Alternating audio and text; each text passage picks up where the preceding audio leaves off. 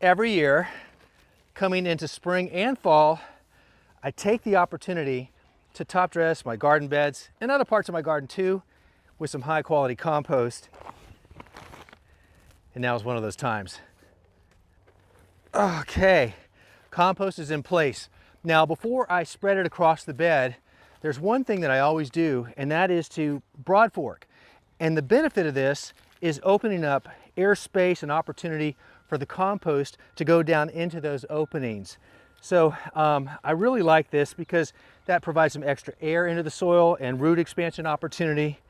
And it's just not too hard to do, but it makes a big difference.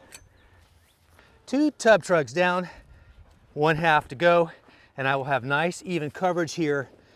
And again, I'm using some homemade compost and then purchased compost, soil cubed in my case.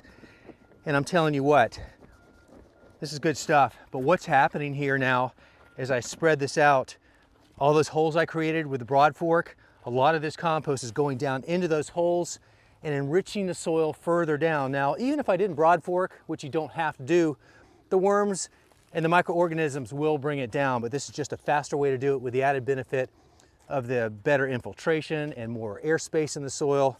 But this is all I do throughout the course of the year, just this twice a year. All the nutrients I need, all the biology is here, and then I plant, and that's as good as it gets.